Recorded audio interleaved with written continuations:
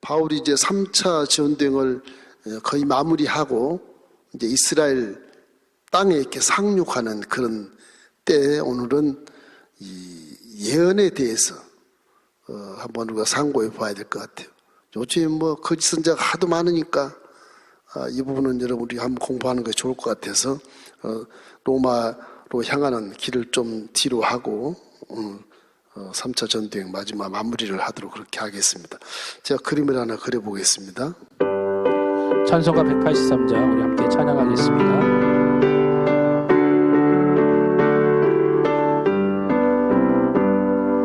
빈들의 마른 풀같이 시들은 나의 영혼 주님이 약속한 성령 간절히 기다리네 가물어 메마른 땅에 단비를 내리시듯 성령의 단비를 부어 새 생명 주옵소서. 이 가이사라라고 하는 데는 원래 그 엄청난 그 도시였어요. 로마 제국 시대에 엄청난 도시였죠. 로마의 그 가이사 아구스토라고 하는 일대 황제가 있어요. 황제. 그 황제 이름을 따서 가이사. 그래서 전부 로마 제국의 지명에 좋은 곳은 다 황제 이름을 붙여. 황제 이름. 빌립보도 마찬가지고 가이사도 마찬가지고 또 빌립보 가이사라 빌립보도 마찬가지고. 황제 이름들 이렇게 본따서 이제 각 지역에다가 아주 우상시하고 나라를 통치하기 위해서 로마 제국 황제 이름을 걸어가지고 그렇게 멋있는 그런 황구들을 많이 만들어냅니다. 유적지 진감 그대로 남아있지만 다 부서졌지만 그래도 그 광경들을 다 우리가 상상해 볼 수가 있어요. 그렇게 이제 가이사라인데 이 가이사라에 사는 사람이 누구냐? 빌립 집사가 그 고향이에요. 가이사라예요. 옛날에 베드로도 한번 로마 고넬로를 집에 가서 예배 드릴 때 가이사라로 갔지 않습니까? 그럼 그 가이사라 굉장히 큰 로마 제국에서도 이스라엘 땅의 가이사라가 엄청난 그런 휴양 도시고 무역 도시였다. 이거 우리가 기억하면 좋겠습니다. 여기서 이제 빌립 집사의 딸이 넷이는데 전부 다 예언을 해요. 예언을. 그러니까 성령이 충만한 때라서 아주 은사가 막 다양해서 고린도 교회에 뭐 이렇게 4개 분파가 생기고 당파가 생긴 것도 아볼로파니, 그리스도파니, 게바파니, 바울파니 이런 것도 다 성령이 충만하다 보니까 각기 은사를 다 다르게 바꿔 선물이라. 방언하는 사람 있는가 하면 예언하는 사람도 있고 영분별하는 사람도 있고 능력하는 사람도 있고 병 고치는 사람 가진 사람도 있고 방언 통역하는 사람도 있고 수많은 사람들이 성령이 충만하니까 그렇게 예수 믿는 사람이 다 은사를 이렇게 받아요. 예언은 미래에 대한 것을 선포하는 거죠. 예언은 미래에 올 일을 얘기하는 거지요. 계시는 뭐냐? 계시는 숨겨져 있는 것을 알게 하는 거예요. 그 이 예언이라는 것이 무엇이냐? 특별 계신 성경을 말하는 겁니다. 예언은 성경을 말하는 거예요. 예언 중에 계시 중에 가장 높고 가장 상위 예언은 성경이에요. 성경으로 해서 특별 계시라 그렇게 말합니다. 신학적으로 특별 계시. 그래서 우리가 첫째 생각할 것은 영적인 은사를 우리가 분별을 할 수 있어야 돼. 은사 분별.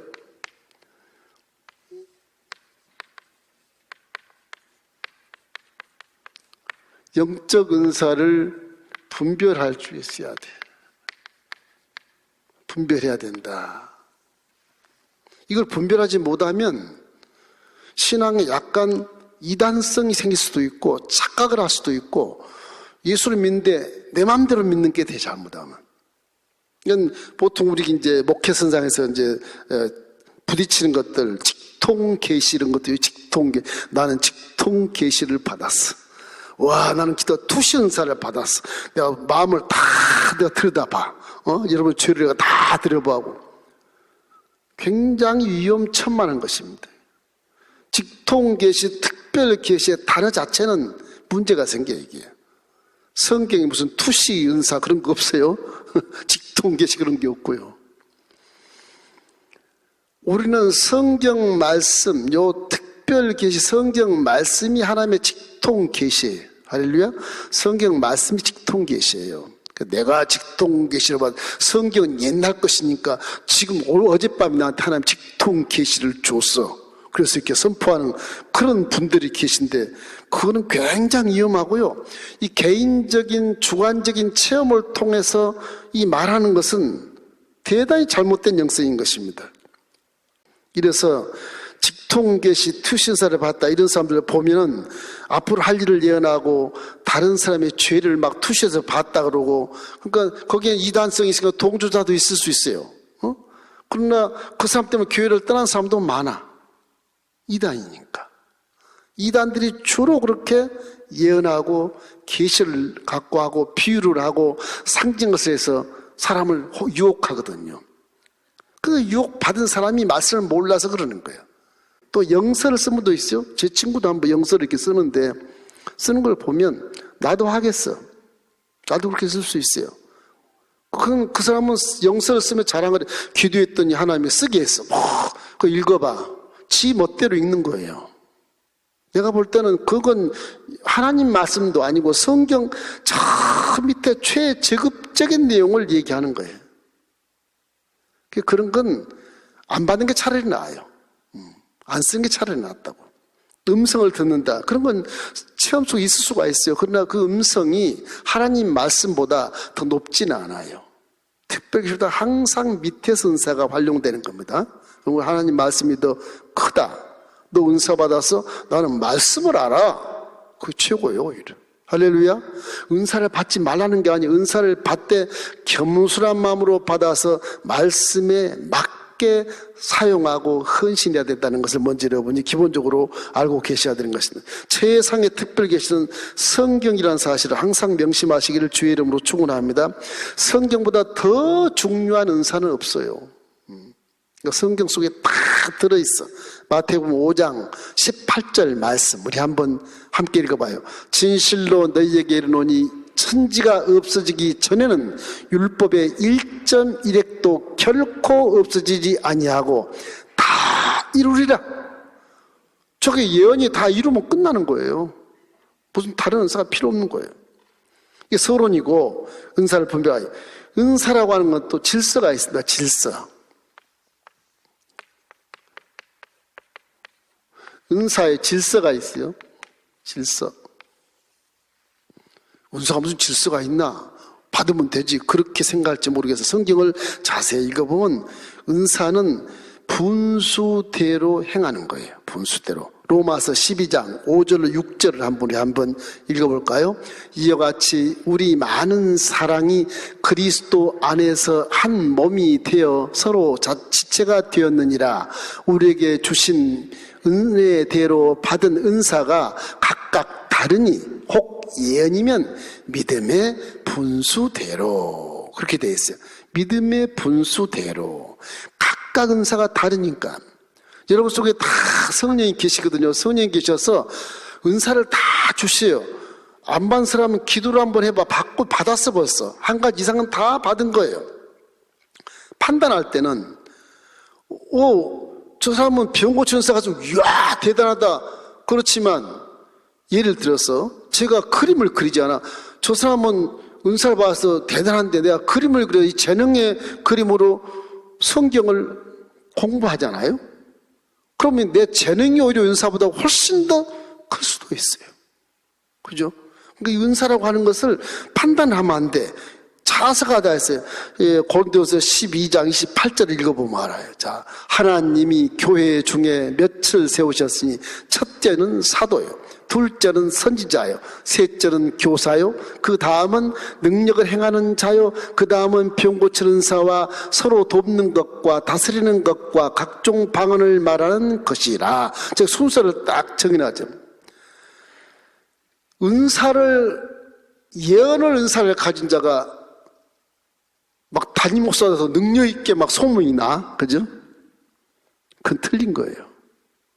첫째는 사도예요. 사도가 왜 말씀을 전문하지 않아요? 말씀을 전문하자가 첫째예요. 그 다음에 예언이에요. 그 다음에 교사고. 이 순서가 있겠어요. 그러니까 목회하면서 예언하는 자들 때문에 목회에 고심하는 목사님들이 꽤 많아요. 우리 성도 하나가 열심히 기도하디 예언은 잘 받는데 그걸 막 질서를 모르니까 천방지축 뛰어다니면서 막 목사보다 더 신령한 것처럼 얘기를 하니까 목사님이 불편한 거예요. 그래서 은사를 많이 받고 또 여러 가지 성령 충만한 사람은 말씀을 더 많이 공부하시기를 바랍니다. 말씀을 많이 공부해야 은사를 아름답게 활용하고 겸손하게 활용하고 교회의 덕을 세우기에 합당하게 되는 거예요. 성령의 모든 은사와 재능은 다 교회를 위하여 덕을 세우기 위해서 주신 것입니다. 그걸 반드시 아셔야 되는 겁니다. 이래서 은사는 항상 질서가 있다. 질서에 따라 선포해야 돼. 은사는 다양성이 있으나 어떤 은사가 더 우월하고 어떤 은사가 더 열등하다 이런 것은 성경대로만 하면 되는 것인데 은사를 왜곡할 수도 있는 것입니다. 자, 우리가 고린도전서 14장 27절로 30절 우리 한번 읽어보십시다. 만일 누가 방언으로 말하거든 두 사람이나 많아야 세 사람이 차례를 따라 하고 한 사람이 통역할 것이요. 만일 통역하는 자가 없으면 교회에서는 잠잠하고 자기와 하나님께 말할 것이요. 예언하는 자는 둘이나 셋이나 말하고 다른 이들은 분별할 것이요. 만일 곁에 앉아있는 다른 이에게 계시가 있으면 먼저 하던 자는 잠잠할지라 그래요. 저거 보면 예언이 계시보다 밑에 있어요. 그죠? 예언을 다 하고 한 사람, 두 사람, 세 사람이 들을 것이요 분별할 것이라 말하면서 계시를 받은 자가 있으면 잠잠해라. 계시가 위가 되는 거죠. 그죠? 방언도 한두 사람이 방언을 받되 서로가 분별이 못하면 그 방언한 사람은 하나님과 나관계만 방언하라는 거예요. 통역하는 사람은 따로 있습니다. 통역하는 사람. 이기 때문에 이 은사라는 것 전부 다 질서가 있기 때문에 교회를 세우고 성도들을 온전케 하는 그런 것들을 우리가 항상 잊지 말아야 되는 것입니다. 고린도 교회의 그런 모든 문제점이 다 그겁니다. 고린도 교회 성령 은사에 관한 것이 막 천방지축 뒷박대서 말씀을 모르니까 네 은사가 위야 내 은사가 위야 그러고 싸우고 난리가 나 고린도. 그게 막 혼란이 와요. 교회가 막 혼란스러워 이게. 질서가 없고 은사는 항상 질서를 가져야 되는 것입니다. 고린도전서 12장 4절로 7절 우리 함께 읽어보겠습니다. 은사는 여러 가지나 성령은 같고 직분도 여러 가지나 주는 같으며 사역은 여러 가지나 모든 것을 모든 사람 가운데서 이루시는 하나님은 같으니 각 사람에게 성령을 나타내시면 유익하게 하려 하심이라. 성령의 성품이 뭐예요? 사랑이잖아요. 성령 사랑이고 화목이기 때문에 어떤 은사를 받아도 항상 성령이 주신 내게 아니요 성령이 주신 것이기 때문에 항상 겸손하게 이웃을 배려하면서 합력해서 설 이루어서 교회에 덕이 돼야 되고 세상에 덕이 돼야 된다고 하는 것입니다. 내가 잘났다고 뛰는 것은 틀림없이 그냥 잘못된 거예요. 잘못된 거예요. 옛날에 나도 그래봤어. 그런 분도 계신데 그런 얘기도 하지 마세요.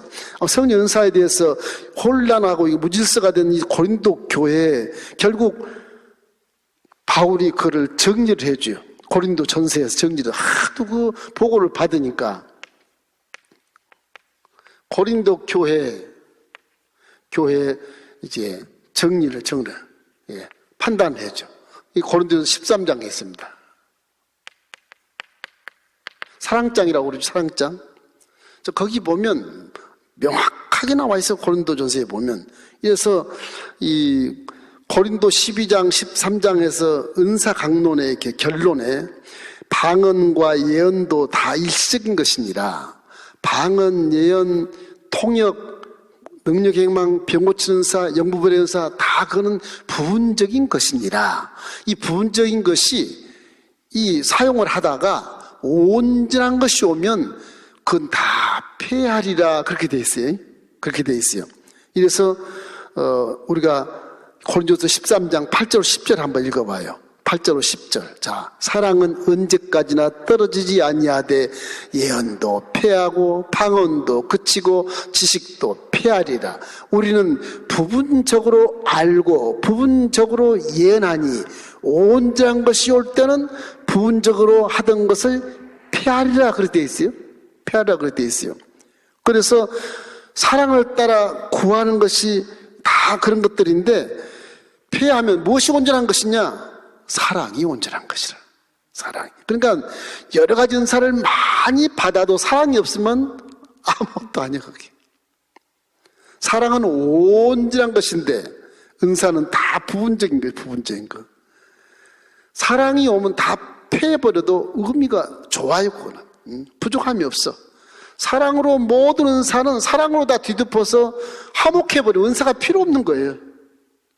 필요 없는, 하나가 되면 필요 없는 거예요. 그래서 교회는 사랑으로 하나 되는 것이 가장 신속하고 빠르고, 사랑으로 하나만 돼버리면 하나님의 역사가 기적이 딱 나타나는 거예요.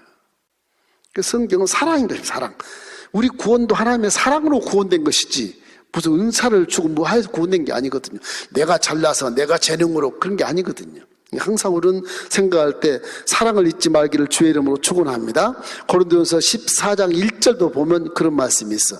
사랑을 추구하며 신뢰한 것을 사모하되 특별히 예언을 하려고 해라. 그러니까 예언도 사랑을 추구해. 사랑을 먼저 따라서 예언하라는 거예요. 그렇다면 예언이 사랑을 따라서 예언하면 누구를 막 칭찬하고 누구를 막 야단을 치고 그런 예언보다는 남을 위로하고 격려하고 용기를 주고 힘을 주는 예언이 훨씬 더 사랑을 따라 구해 좋잖아요. 그죠? 물론 사랑으로 따라 저 사람을 하나님이 변화시키기 위해서 책망하는 예언도 할 수 있어요. 그런데 대부분 사랑을 따라하기 때문에 하나님은 좋으신 하나님으로서 예언도 사랑 예언이 참 하나님께 좋고 우리에게도 좋다. 이런 것도 생각할 수가 있어. 공동체라는 게 모두 성격이 다르고 말이 다르고 종족이 다르기 때문에 어려우나 사랑으로 하나 됐을 때 기적이 나타나는 것처럼 사랑이 가장 중요한 은사예요. 사랑이. 여러분 하나님의 사랑을 충만히 받기를 주님의 이름으로 축원합니다. 그래서 이 은사는 질서가 있다 이런 거 생각하면서 사랑으로 모든 것이 하나가 될 수 있다 이런 내용을 갖고 여러분 어떤 은사를 활용하든지 사랑함으로 활용하기를 주의 이름으로 축원합니다. 예언은 반드시 이루어져야 돼요. 예언은 이루어진다. 반드시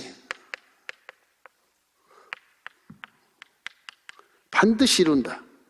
예언이 안 이루면 예언이 아니죠. 미래에 대한 걸 반드시 이룬다.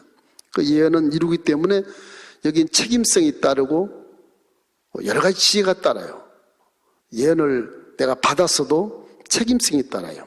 이루어지기 때문에 그래요. 말 한마디가 정말 중요한 겁니다. 수영로교회 부산의 정필동 목사님, 지금 원로 목사님이시지만 그분 인터뷰한 내용이 이렇게 되어 있더라고요. 나는 수차례 하나님의 음성을 듣고 순종한 것이 교회 성장의 절대적인 요인이 됐다. 이 목사님은 계속 기도하다가 음성을 듣는 거예요.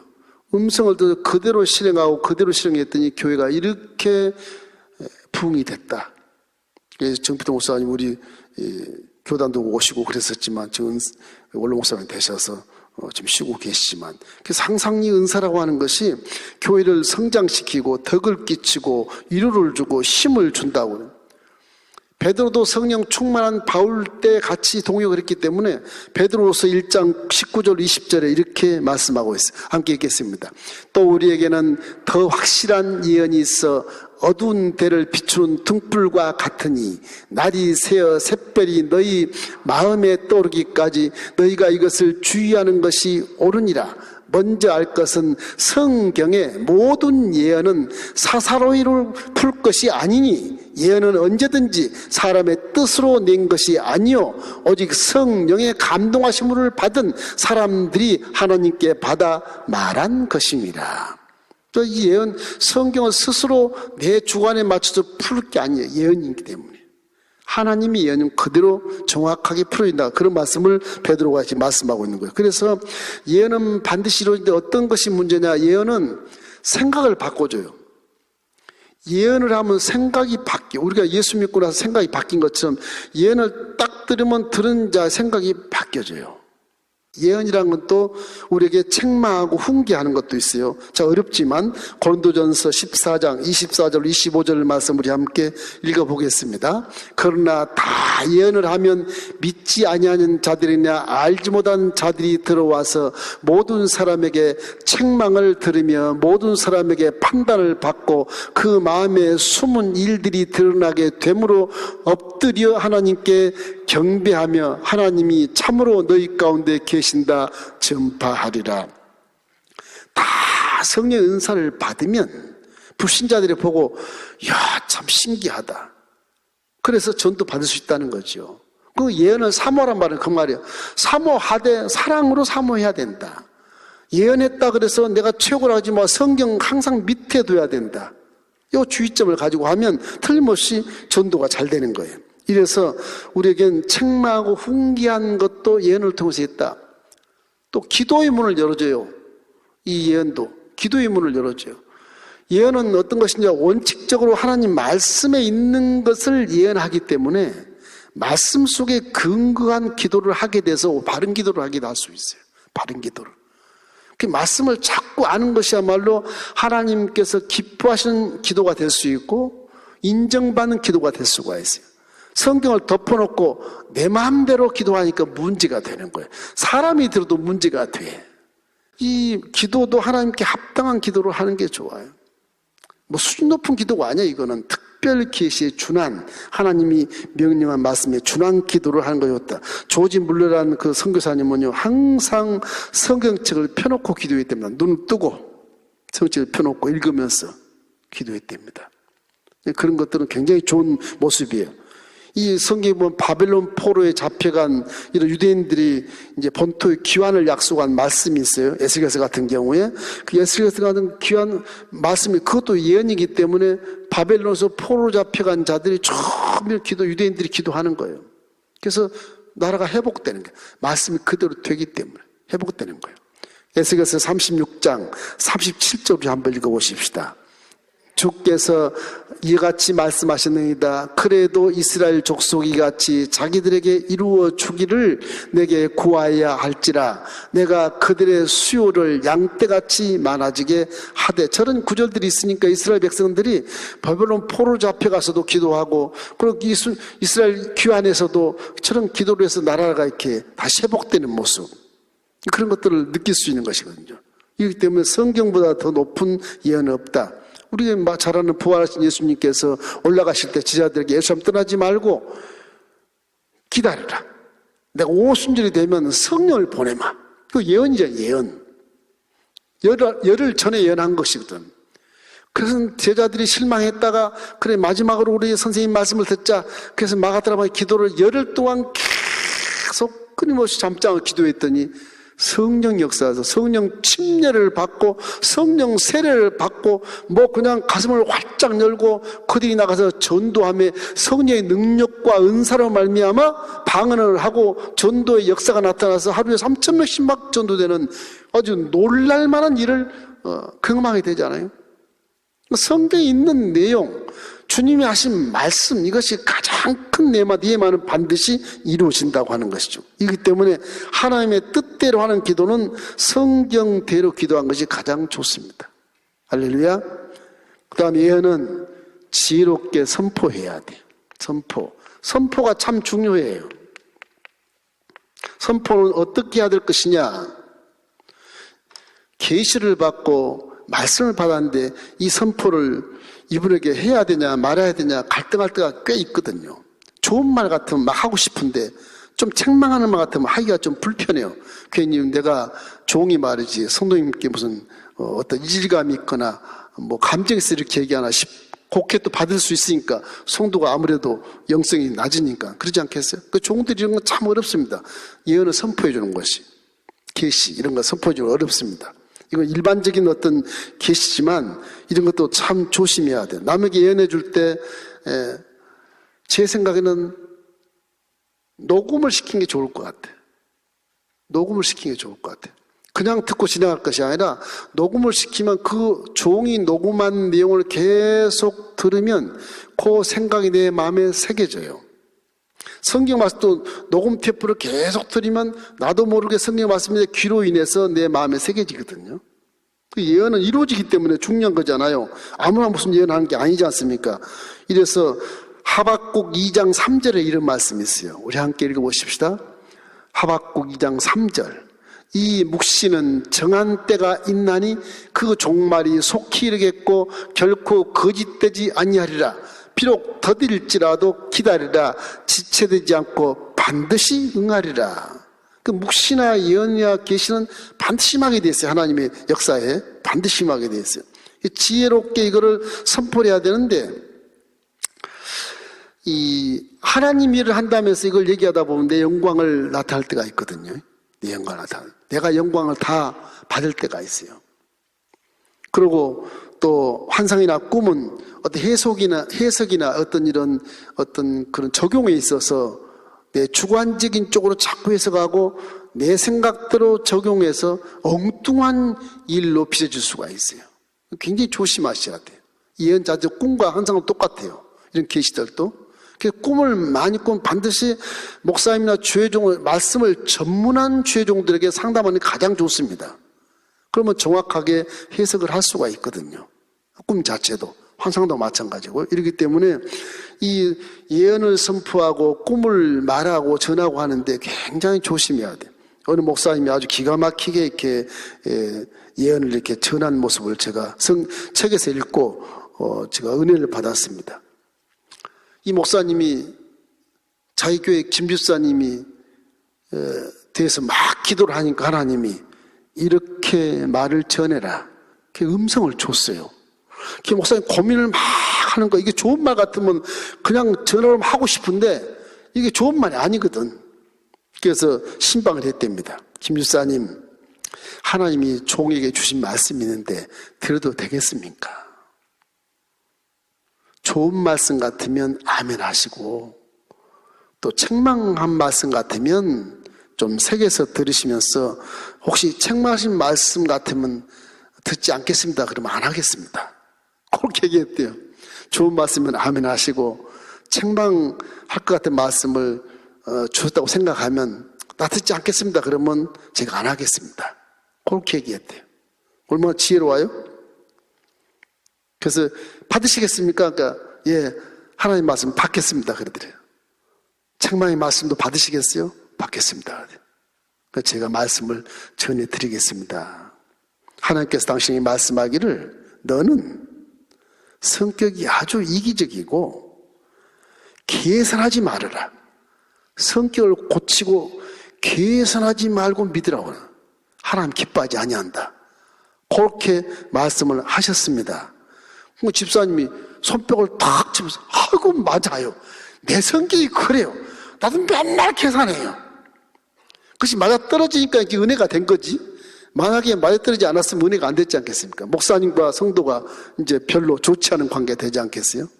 그래서 이 예언을 전하는 것을 굉장히 조심스럽게 해야 된다. 이래서 항상 그 전달 과정이 없이 그냥 선포해버리면 이 기분이 나빠서 교회를 떠날 수도 있지 않겠나. 이런 내용을 써놨더라고요. 굉장히 지혜로운 것 같아요. 그래서 이 예언하고 환상 보고 꿈을 보는 것도 그것을 해석하는 것도 중요하고 적용하는 것도 중요하지만 전하는 것이 더 중요하다. 이런 거 생각해야 되는 거죠. 예언이 그래서 지금 여기에서 바울에게 아가보 선지자입니다. 선지자면 예언한 자잖아요. 빌립 집사 네 딸도 다 예언하죠. 그 5명이 있어. 그 집안에 지금 5명이 있어. 바울에게 아가보가 바울 혁대를 풀어가지고서 자기 수족을 다 묶어가지고 바울 선생님, 하나님이 이렇게 말씀하시는데 예루살렘 올라가면 당신 이렇게 묶어서 감옥에 들어갑니다. 가지 마십시오. 네 딸들이 다 고개를 끄덕끄덕하고 혼자 하는 게 아니거든. 지금 이게 다 수긍에서 한 예언이거든. 그 바울 일행도 같이 한 사람 다 올라가지 마십시오 막 그러거든.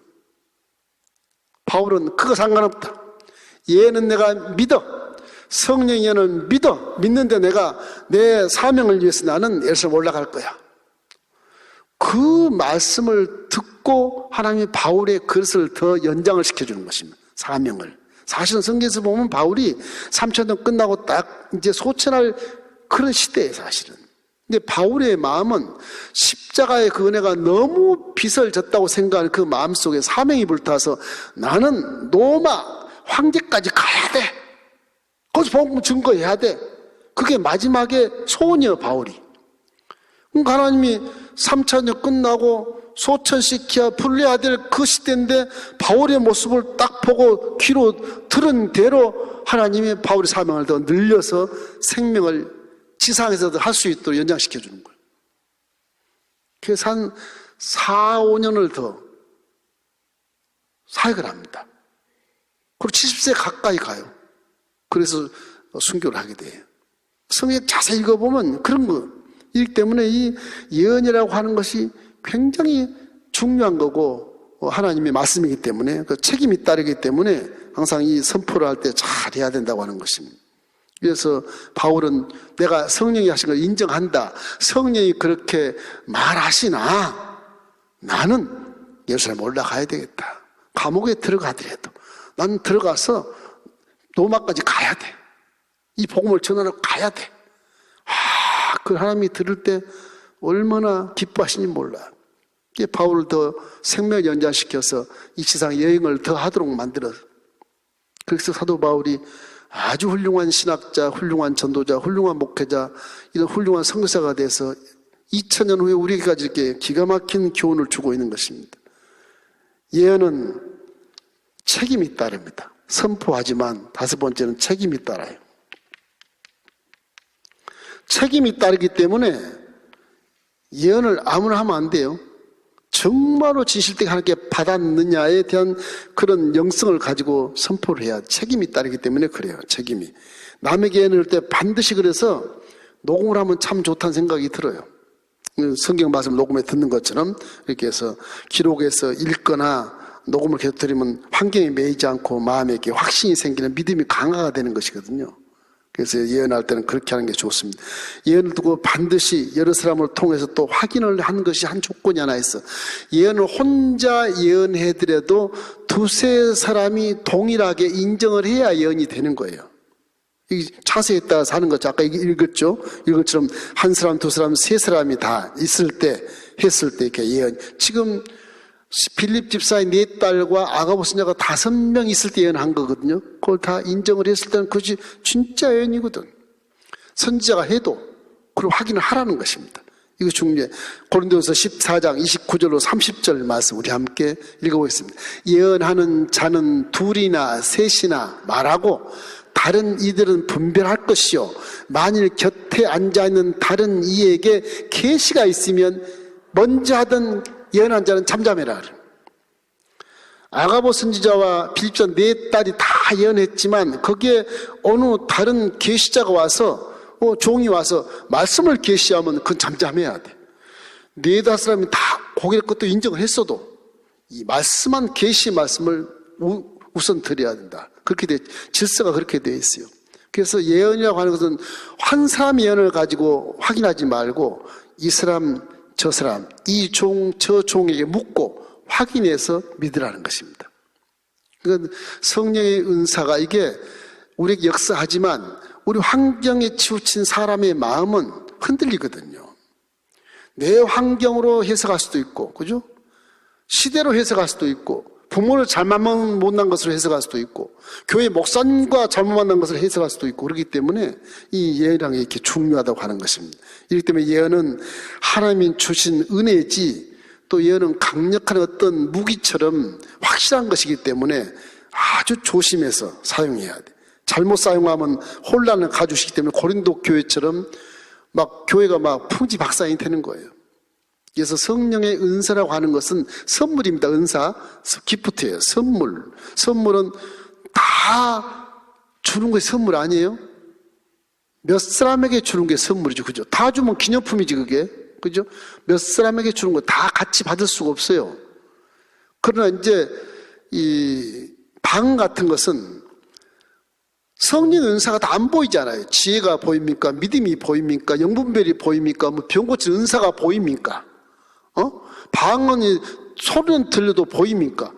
통역이 무슨 소리도 보입니까? 안 보이잖아요. 그래서 방언을 표적으로 얘기하는 것은 소리는 들을 수 있으니까, 안 보여도 소리는 들을 수 있으니까 방언 은사 받으면 내 믿음이 강화되고 확실하게 되고 명쾌하게 되고 성령이 내하고 함께 계신 것을 확실하게 믿을 수 있으니까 방언 받자, 그런 것이거든요. 그런 거. 그러나 안 준 분도 계시다는 거죠. 그러나 주홍기 목사님은 구하라, 그리하면 주실 것이야. 안 주더냐? 찾아, 그럼 찾아낼 것이야. 그래도 안 줘? 두드려, 그러면 문이 열린다. 왜? 아무리 악한 자가 아들이 떡을 달라면 돌을 주고 생선을 달면 배물자가 있겠느냐? 하물며 너희 천부께서 좋은 것을 주니까 부르짖으라는 거예요. 너는 내게 부르짖으라, 그래야만 내가 내게 응답하겠고 내가 알기보다는 크고 비밀한 자를 보이리라. 그래서 옛날은요, 뭐 옛날도 아니지만 입을 넓게 열라 내가 채우리라, 그 말씀이 굉장히 내려 사무쳐서 잊혀지지가 않아요. 그러니까 지금도 여러분 방언을 그치지 말고 하십시오. 그건 하나님 주는 은사이기 때문에 얼마든지 개발하죠. 발전시켜서 더 높은 방언, 더 속이 깊고 의미가 있는 방언을 하십시오. 계속 부르짖으면 그렇게 바꿔주세요. 어린아이 방언에서 어른 방언같이 이렇게 바꿔주는 것처럼 방언이 이렇게 발전이 돼요. 발전이. 세상 사람들이 들어볼 때 신기한, 뭐 구슬 굴러가는 소리처럼, 물소리 흘러가는 것처럼 그렇게 방언도 발전이 되는 것입니다. 자꾸 방언을 사용해서 기도하고 하면은. 그래서 여러분, 성령의 은사를 받았으면 무슨 은사든지 간에 지혜 은사면 지혜를 항상 활용을 하고, 병고처럼 자꾸 발전을 시키고, 계시도 자꾸 발전을 시키고, 예언 은사도 자꾸 발전을 시키십시오. 자랑만 하지 말고 자꾸 발전을 시키다 보면 그 예언하는 사람의 자질과 인격이 아주 고매해지고요, 중후한 맛이 들어요. 이야, 저분은 예언하면서도 저렇게 겸손할 수가 있어. 와, 저분은 진짜 신앙이 돈독한가 봐. 그렇게 인정받을 수 있다니까요. 그 교회 지도자가 되는 것입니다. 교구의 지도자가 되고, 이렇게 해서 모든 사람들 죽기를 인도하는데 부족함이 없는 그런 사람이 될 수가 있게 되는 것입니다. 그렇기 때문에 성령의 은사는 선물이니까 구하면 다 주는 하나님을 기억하고 좋으신 하나님을 마음에 새기시기를 주의 이름으로 축원합니다. 그래서 오늘 지나치려다가 이 강의를 하고 있는데, 자칫 우리 이제 성도님들이 이렇게 성령 충만 받다 그래서 막 천방지축 뛰고 남의 영권을 침해하고 종의 영권을 막 침해하고 이런 것들이 있기 때문에 주의하라고 제가 가르쳐 드리는 거예요. 항상 예언 중에 가장 큰 예언은 성경이다. 계시 중에 가장 큰 계시도 성경이다. 내가 받은 은사는 아주 그 밑에 가장 낮은 예언, 가장 낮은 계시라는 걸 생각하고 성경 말씀이 항상 겸손하고 하나님 말씀을 따르시기를 주의 이름으로 축원합니다. 그 모토를 얘기하라고 지금 말씀을 드리는 거예요. 그 외에 여러 가지 은사도 성령도 같지만 은사는 다 다르다고 말씀하잖아요. 지금 내 속에 어떤 은사를 갖고 있는 걸 한번 확인해 보는 게 좋아요. 나는 무슨 은사가 있지? 은사를 활용하면 틀림없이 그 은사를 통해서 전도도 잘할 수 있고 하나님의 헌신할 수도 있고 좋은 그런 직업이나 사업도 시작할 수가 있을 거예요. 좋은 은사들은. 나하고 전혀 다른 은사 같아도 은사 주는 은사를 내가 확인하고 그대로 사용해다 보고 발전시키면 거기에서 아이디어가 나오고 거기에서 기가 막힌 상품이 나올 수도 있어요. 4차원 세계는 그런 것이거든요. 부르짖어 기도하면 우리가 상상할 수 없는 3차원 물질 세계에서 배웠던 수학 공식이 아니라 4차원은 완전 시간 공간을 초월하는 공식이기 때문에 이해가 안 되지만 그것이 나와 다른 은사를 할지라도 그걸 받아서 계속 사용하다 보면 엄청난 대박이 터질 수 있는 일도 생길 수가 있어요. 그 거부되는 분들 보면 다 성경에서 힌트를 얻어요. 여러 가지 약을 만든 거 성경에서 힌트를 얻고 그래요.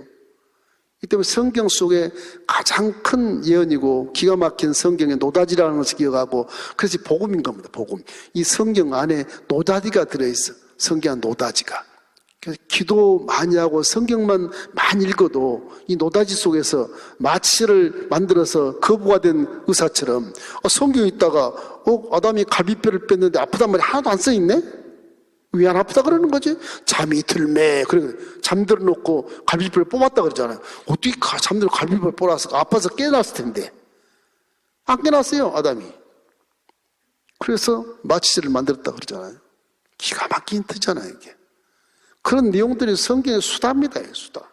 나와 은사가 좀 되는 것과 달라도 성경에 그런 게 많거든요. 그래서 기도하고 구해서 여러분 응답받아서 정말 영혼이 잘된 같이 범사가 잘되고 강건한 축복을 받고 가정과 사업과 자녀 범사의 복을 많이 받아서 우리가 이런 걸 증거로 내세워서 세상에 빛이 되고 소금이 되는 그런 성도가 되기를 주의 이름으로 축원합니다.